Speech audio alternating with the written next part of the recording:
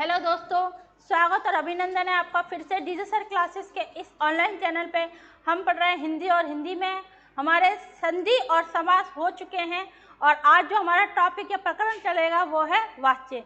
वाच्य आप बहुत भली भांति जानते हो, वाच्य में से आपके क्वेश्चंस आते हैं, लगते कठिन है और आप अगर इनको पढ़ोगे तो ये बहुत, मैं आपको ट्रिक्स बताऊंगी आपको इसको पकड़ने की, यानी इसको समझने की कि आप किस तरह को देखते ही आप वाच्य के क्वेश्चनों को, प्रश्नों को हल कर सकते हैं। तो वाच्य में से आपके, अगर आपने अभी विगत एग्जाम देखे तो है होंगे, आपके फर्स्ट ग्रेड हुआ, अभी आपका सेट का एग्जाम हुआ था, आपका एलडीसी हुआ था, इनमें भी आपके वाच्य के प्रश्न आए थे और हर एग्जाम में आपके वाच्य के प्रश्न आते हैं। बच्चा कंफ्यूज होता है, आपके वाच्यों से संबंधित जब प्रश्न आते हैं तो उसमें आपके कंफ्यूज हो जाता है कि कौन सा वाच्य होगा, कौन सा प्रश्न आपका होगा। तो यहाँ हम वाच्यों को समझने का, यानी अपने आंसर को ढूंढने की ट्रिक देखेंगे कि किस तरह कम समय में हम वाच्य से संबंधित प्रश्नों को कर सकते हैं। मेरी आशा है कि आपने जो मेरे पिछले वीडियोस देखे हैं संधि और समास के, वो आपको बहुत अच्छे लगे होंगे। मैं बहुत विस्तार से पढ़ा रही हूँ, अगर आपने देखा, ऐसा नहीं है मैं प्रश्नोत्तरी ही हल कर रही हूँ, मैं लास्ट ईयर के एग्जाम पेपरों को भी सॉल्व करा रही हूँ, वहाँ से आपके प्रश्नों को भी उठा के आपको जो उदाहरण है वहाँ से करा रही हूँ। तो मेरी आशा यही है कि मैं आपसे इसी प्रकार जुड़ी रहूँ, यानी आपके विगत एग्जामों से संबंधित जो प्रश्न मैं उठा रही हूँ वहाँ से आपको भी पता चले कि अपन क्या पढ़ रहे हैं। और अगर आप इससे संबंधित तैयारियां करना चाहते हैं तो अपने चैनल पे जाइए, वहाँ आपको डीजे सर क्लासेस के ऐप पे वहाँ आपको प्रश्नोत्तरी हल करने को मिलेंगी जो आपको पूरी तरह फ्री है। तो आपके टेस्ट सीरीज मिलेगी डीजे सर क्लासेस के ऐप पे, तो आप वहाँ पर इससे संबंधित जो हम टॉपिक्स पढ़ रहे हैं वहाँ अपने प्रश्नों को हल कर सकते हैं।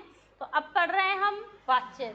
वाच्य जैसे कि नाम से ही पता चल रहा है, वाच्य, वाच्य यानी बोलना, वाच्य यानी बोलना। बोलना कैसे, यानी बोलने का तरीका, बोलने का तरीका या फिर हम कह सकते हैं ढंग,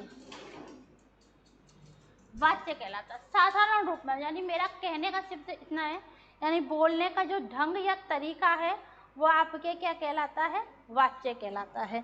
चलिए, ये तो ही वाच्य की बात। अब देखते हैं, एक तो वाच्य होता है, वाच्य प्रमुखतः 3 प्रकार के माने गए हैं। एक होता है आपके पास कर्तृवाच्य, कितने प्रकार माने गए हैं, 3। एक होता है आपके पास कर्मवाच्य और नंबर तीसरा जो है आपके पास वह है भाववाच्य। भाववाच्य यानी अगर हम बात करें आपके वाच्य कितने प्रकार के होते हैं, यानी क्वेश्चन जो आपके आएंगे वो यहीं से आते हैं, कर्तृवाच्य, कर्मवाच्य और आपके भाववाच्य। देखिए, पहले देखते हैं कर्तृवाच्य। कर्तृवाच्य में आपके जो आपकी क्रिया होती है, जो क्रिया, कर्तृ यानी कर्ता, कर्तृ यानी कर्ता, तो जो क्रिया होगी वो किस पे पूरी तरह प्रभावित होती है, आपके कर्ता पे। किस पे, कर्ता पे। यानी क्रिया, क्रिया आप अगर जानते हो तो आपके जो मूल धातु होती हैं, जैसे पढ़ना, लिख, आपका सो, इनमें हम ना जोड़ देते हैं। जैसे कि मैंने लिखा आपके लिए पढ़, मैंने लिखा सो, मैंने लिखा रो, मैंने लिखा धो, मैंने लिखा चल। अगर इन प्रमुख शब्दांश के पीछे मैं ना जोड़ती हूँ, क्या जोड़ती हूँ, ना, तो ऐसे शब्द विशेष आपके क्रिया हो जाते हैं। देखिए, धोना, पढ़ना, सोना, रोना और चलना। दोबारा देखो, धोना, पढ़ना, सोना, रोना, चलना। अब ऐसे नहीं मैंने यही शब्द आपके लिखने, आपके जाना, आना, जहाँ पे भी मूल शब्दांश के मूल धातु के पीछे आपका ना लगता है वे समस्त क्रिया बन जाती है। अब जब मैं क्रिया पढ़ाऊंगी तो बहुत आपके इसको भी विस्तार से पढ़ाऊंगी। तो फिलहाल हम वाच्य के संबंधित प्रश्न देखते हैं। यानी आपकी क्रिया का सीधा प्रभाव किस पे पड़ता है, कर्ता पे। ठीक है, जहां आपकी क्रिया का सीधा प्रभाव किस पे पड़े, आपके कर्म पे। यानी आपके अभी किस पे, पहले किस पे पढ़ रहा था आपके, पहले पढ़ रहा था आपके कर्ता पे, अब पढ़ रहा है आपके कर्म पे। क्रिया का यानी कर्ता तो होगा ही यहाँ पे, कर्ता तो होगा यहाँ पे, लेकिन आपके जो क्रिया का प्रभाव है वो किस पे पड़ेगा, आपके कर्म में पड़ेगा। यहाँ आपके क्रिया का जो प्रभाव है ना तो कर्ता पे पड़ता है ना आपके कर्म पे पड़ता है, इसका भाव आपके भाव पे पड़ता है। किसके पड़ता है, भाव पे। और आप भाव कहेंगे मैडम भाव क्या होता है, इसको भी हम देखेंगे। यानी क्रिया का प्रभाव किस पे पड़ेगा, आपके भाव पे पड़ेगा। किस पे, भाव पे। तो ये बात हुई। अब आपके इसमें आता क्या है, कर्ता और क्रिया। यानी अगर आपकी कर्तृवाच्य होंगे तो वहाँ आपके दो क्रियाएं मिलेंगी, दो कर्म मिलेंगे। एक तो होता है आपका अकर्मक और एक क्रिया मिलेगी आपकी सकर्मक। समझ में आया। यानी यहाँ पर कर्तृवाच्यों में सदैव ही आपके क्या मिलेगा, अकर्मक और आपके सकर्मक। लेकिन कर्मवाच्य में केवल और केवल आपको क्रिया क्या मिलेगी, सकर्मक क्रिया मिलेगी। क्या मिलेगी, सकर्मक क्रिया। यानी क्रिया इसमें तो आपकी दो क्रियाएं मिल रही हैं, अकर्मक और सकर्मक। किसमें, कर्तरी में। यहाँ क्या मिली आपको, केवल एक क्रिया मिली है, सकर्मक। अब आप कहोगे मैडम अकर्मक और सकर्मक हम जानते नहीं, इनको भी हम अभी देखेंगे। तो अब इसमें क्या होगा, इसमें केवल आपके अकर्मक क्रिया ही मिलेगी, अकर्मक केवल एक क्रिया। इसमें आपके सकर्मक, इसमें आपके अकर्मक और इधर आपकी दोनों क्रिया मिलेंगी। ठीक है। तो यहाँ तक अगर आप देखते हो तो कर्तरी यानी जहाँ पर आपके कर्ता की प्रधानता होती है, कर्मवाच्य जहाँ पर आपके कर्म की प्रधानता होती है, और भाव जहाँ पर आपके भाव की प्रधानता होती है। ऐसे वाक्य विशेष जहाँ पर फिर भी अगर आप ना पहचान पाओ तो सदैव सदैव ही अकर्मक और सकर्मक तो मिलेगा, लेकिन सकर्मक इधर और अकर्मक इधर। चलिए देखते हैं। इसके साथ, किसके साथ, इसके साथ कर्ता कारक चिन्ह, कर्ता के साथ आपके या तो ने विभक्ति चिन्ह मिलेगा। क्या मिलेगा, ने विभक्ति चिन्ह। या फिर कभी कभी क्या होता है, ने विभक्ति चिन्ह लोप हो जाता है, यानी आपको शून्य विभक्ति चिन्ह मिलेगा। शून्य विभक्ति चिन्ह यानी ने का आपका क्या हुआ, लोप हो जाता है, ने का लोप हो जाता है। यानी कर्ता के साथ, ये आपकी एक तरह से यूं समझिए पहचान बता रही हूं मैं आपके वाच्यों को पकड़ने की।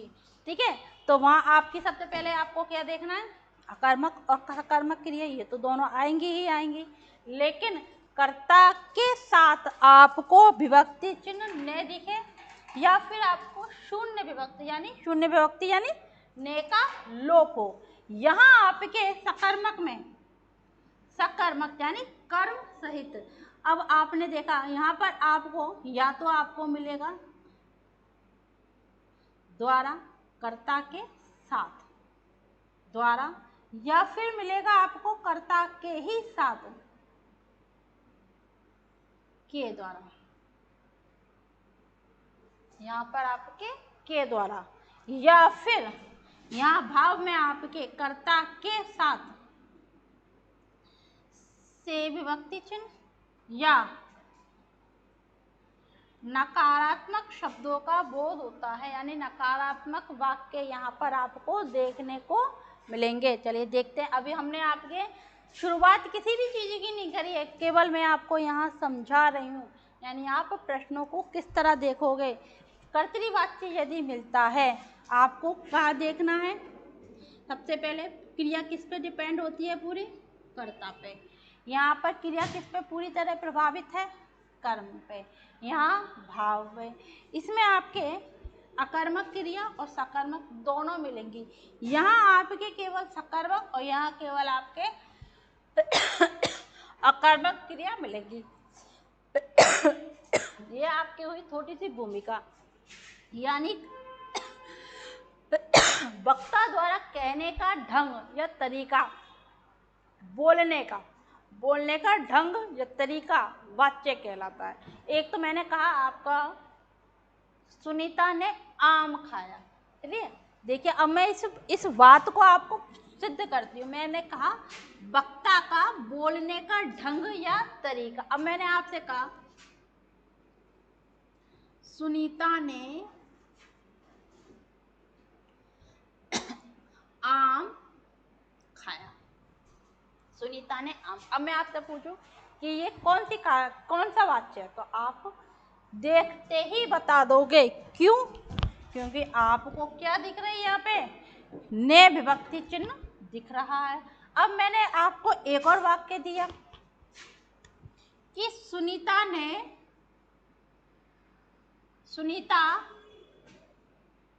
आम खाती है, सुनीता आम खाती है। अब आप देखोगे यहाँ खाना क्या हो रहा है, प्रभाव किसका पड़ रहा है, सुनीता। सुनीता क्या कर रही है, क्रिया कर रही है। ये आपका क्या है, कर्ता है, ये आपका कर्ता, ये आपकी विभक्ति चिन्ह, ये क्या है आपका कर्म है, और खाना क्या है आपकी क्रिया है। तो क्रिया का सीधा प्रभाव किस पे पड़ रहा है, सुनीता पे। ये आपके क्या दिख रहा है, ने विभक्ति चिन्ह दिख रहा है।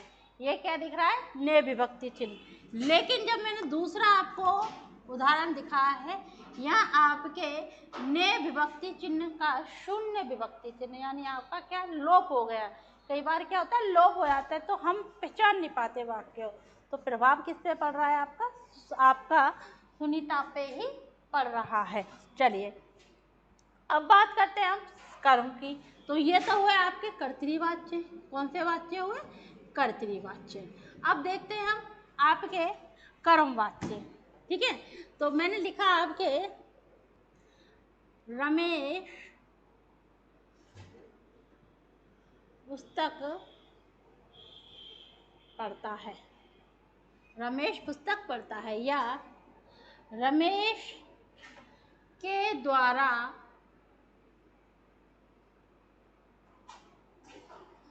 पुस्तक पढ़ी जाती है, पढ़ी जाती है। याद रखना आपकी जो लिंग है वो आपकी क्रिया के अनुसार परिवर्तित होगा। किसके अनुसार, क्रिया के अनुसार। अब आपके ये क्या है, पढ़ी जाती है, तो पढ़ना क्या है आपके क्रिया, पढ़ना क्या है क्रिया, और पुस्तक क्या है यहाँ पे आपके स्त्रीलिंग। तो पढ़ी लिंग आपके पुस्तक, यहाँ पर आपकी क्रिया बदली, यहाँ पर आपके कर्म के अनुसार। तो पुस्तक क्या हुई आपकी, कर्म हुई। तो पुस्तक पूरी तरह प्रभावित हो रही है यहाँ पर। तो अगर इसी वाक्य को मैं यूं लिखूं, रमेश द्वारा पुस्तक पढ़ी जाती है। देखिए यहाँ पर आपके लोप हो रहा है, रमेश पुस्तक पढ़ता है, रमेश द्वारा पुस्तक पढ़ी जाती है। या तो इस तरह लिख लो, रमेश पुस्तक पढ़ता है, यहाँ आपकी, या फिर ये सेंटेंस क्या हुआ आपके कर्तृवाच्य हुआ। ये दोनों में आपके क्या दिख रहा है, आपके कर्मवाच्य दिख रहा है। अगर आपको के द्वारा या द्वारा शब्द दिख रहा है, रमेश पुस्तक पढ़ता है, रमेश पुस्तक पढ़ता है, तो यहाँ पर आपके क्या हुआ, विभक्ति चिन्ह ने का लोप हुआ, और दूसरे वाले में क्या हुआ, आपके विभक्ति चिन्हों को दिया गया है। अब पढ़ना, पुस्तक की क्या हुई, पढ़ना, पुस्तक क्या हुआ, पढ़ना। तो पुस्तक पढ़ी जाती है, तो इसमें क्या हुआ आपके कर्म, यानी सकर्मक क्रिया। कौन सी क्रिया, सकर्मक, सकर्मक। तो इन दोनों वाक्यों में भी सकर्मक। अगर पूछा जाए कि ये कौन सा वाक्य है, तो ये है आपका कर्तृवाच्य और ये है आपका कर्मवाच्य। अब इसी वाक्य को यूं देख लीजिए कि रमेश द्वारा, रमेश से पुस्तक पढ़ी जाती है, या तो इसको यूं लिख लो। अब यहाँ पर आपको से विभक्ति चिन्ह दिखा, क्या दिखा, कर्ता के तुरंत बाद ही आपको क्या दिखा, से विभक्ति चिन्ह। या फिर अगर आपको पुस्तक नहीं पढ़ता तो आपके ये आपके नहीं यानी नकारात्मकता भी आपके यहाँ पर प्रदर्शित हो गई। यानी आपके कर्ता, ये क्या है, कर्ता के तुरंत बाद यदि से आ जाए, कर्ता के तुरंत बाद यदि से आ जाए तो ऐसे वाक्य कहाँ जाएंगे, आपके भाववाच्य में जाएंगे। जहाँ आपके कर्ता के बाद आपकी विभक्ति चिन्ह आपका लोप हो, वो आपके कहाँ जाएंगे, कर्तृवाच्य में। और जहाँ आपके विभक्ति चिन्ह कर्ता के तुरंत बाद आपके के द्वारा या द्वारा विभक्ति चिन्ह दिखता है और वाक्य आपके सकर्मक हो, क्या हो, सकर्मक हो, तो वह किसमें जाएंगे, आपके कर्मवाच्य के अंतर्गत जाएंगे। तो यहाँ पे पुस्तक पढ़ी जाती है तो अकर्मक है वाक्य यहाँ पे। तो आपके वाक्य यूँ लिख लीजिए आप, रमेश से चला नहीं जाता, रमेश से चला नहीं जाता। या फिर रमेश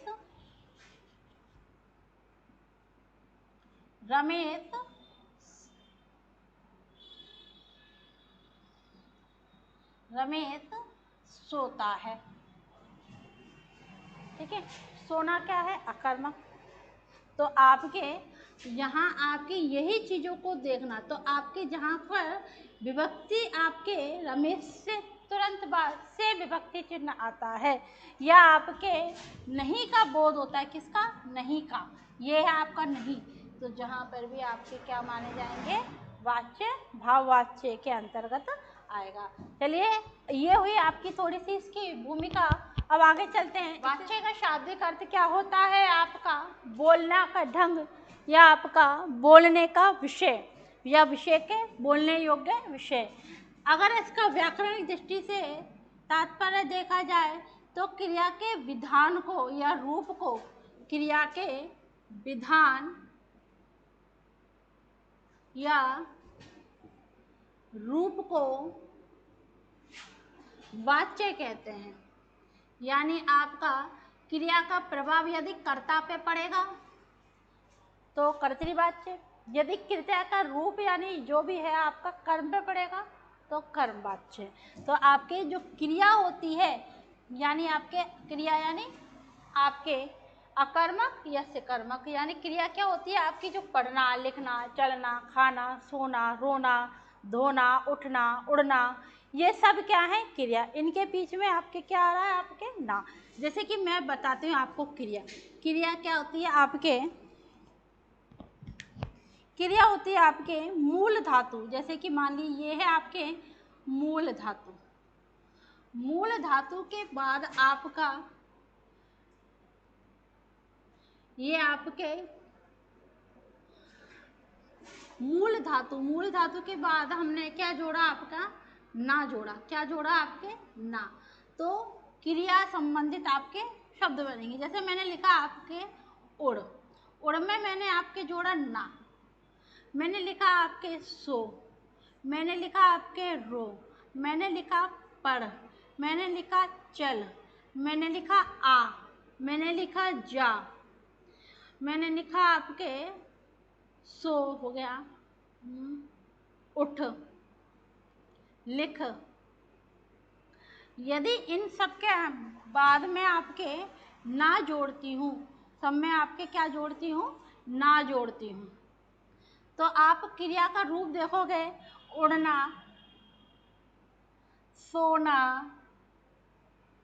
रोना, पढ़ना, चलना, आना, जाना, उठना, लिखना। यानी आपके मूल धातु के बाद आपके ना मिले और उनसे आपके ये शब्द विशेष मिलते हैं, वही आपकी क्या होती है, क्रिया होती है। ये क्या होती है, क्रिया। अब आप क्रिया को आसानी से पढ़ सकते हैं या आपके समझ सकते हैं कि क्रिया आप पहचान सकते हो क्रिया कौन सी होती है, जहाँ आपके पीछे ये शब्द लिखे ये शब्द आपको मिले, वो क्या होती है, आपकी क्रिया होती है। अगर आप नोट्स मेंटेन कर रहे हो तो आपके, मैं बहुत विस्तार से पढ़ा रही हूँ, आप भी देख रहे होंगे, तो ऐसा नहीं है मैं अगर पढ़ा के सीधे प्रश्नोत्तरी, अभी मैंने भूमिका तो आपको समझाई थी, मैं चाहूँ तो आपको प्रश्नोत्तरी भी हल कर सकती हूँ। लेकिन अगर आप इन चीज़ों को अभी देखोगे तो समझ में आ जाएगा। लेकिन अगर मान लीजिए आपने साल 2 साल या महीने 2 महीने बाद इनको पढ़ने की कोशिश करी तो वो चीज़ आपके नहीं मिलेंगी। ठीक है, जो देखते हैं परिभाषा, हम परिभाषा देखते हैं।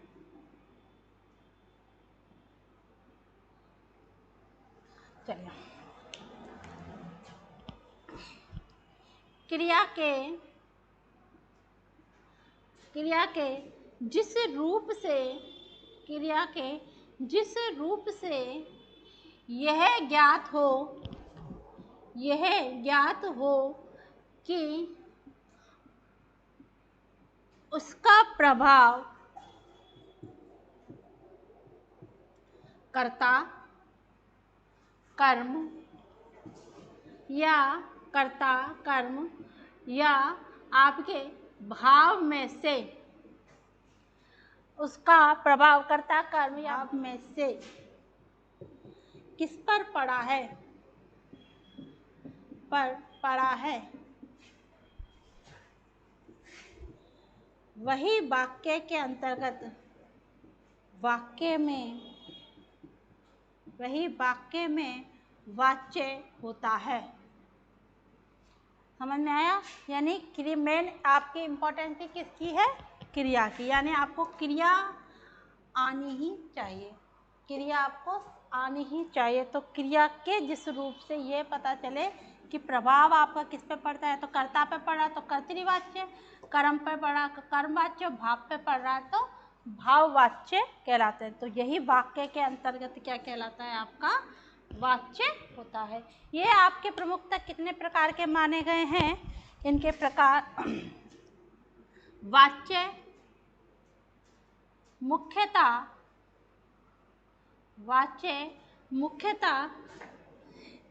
3 प्रकार के होते हैं। कौन कौन से होते हैं भाई? एक होता है आपके पास नंबर 1 कर्तृवाच्य।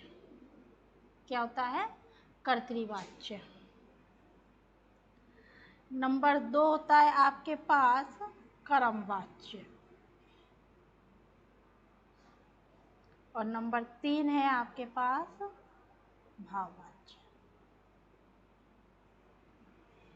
ठीक है, तो जहाँ आपके कर्तृवाच्यों में आपके कर्ता की प्रधानता होती है, कर्तृवाच्यों में आपकी किसकी प्रधानता है, कर्ता की प्रधानता। कर्मवाच्य में आपके कर्म की प्रधानता, और भाव में आपके भाव की प्रधानता।